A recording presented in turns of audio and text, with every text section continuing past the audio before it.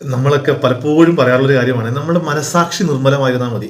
നമ്മുടെ മനസാക്ഷി നിർമ്മലമായ ബാക്കി പിന്നെ വേറെ ഒന്നും നോക്കണ്ട, അങ്ങോട്ട് ചെയ്ത് പോവാം എന്ന് നമ്മൾ പറയാറുണ്ട്. ശരിയാണ്, മനസാക്ഷി നിർമ്മലമാക്കിയൊക്കെ നമുക്ക് മുമ്പോട്ട് പോകാൻ പറ്റുള്ളൂ. പക്ഷെ അതുകൊണ്ട് എല്ലാം ആയം നമ്മൾ തെറ്റിദ്ധരിക്കരുത്.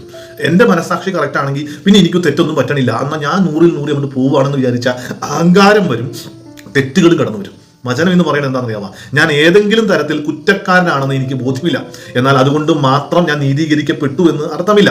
എന്നെ വിധിക്കുന്നവൻ കർത്താവാണ്. കർത്താവിലേക്കൊന്ന് നോക്കണം.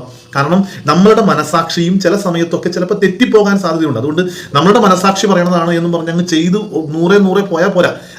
ഓക്കെ, അങ്ങനെ തന്നെയാണ് ചെയ്യാൻ പറ്റുള്ളൂ, അല്ലാണ്ട് വേറെ ഒരു വഴിക്കും ചെയ്യാൻ പറ്റില്ല. ചെയ്ത് നമ്മൾ പോകുമ്പോഴും നമ്മുടെ ഉള്ളിലൊരു വിചാരം ഉണ്ടാവണം, ഇത് എന്നും പറഞ്ഞ് ഞാൻ നീതീകരിക്കപ്പെട്ടു എന്ന് അർത്ഥമില്ല.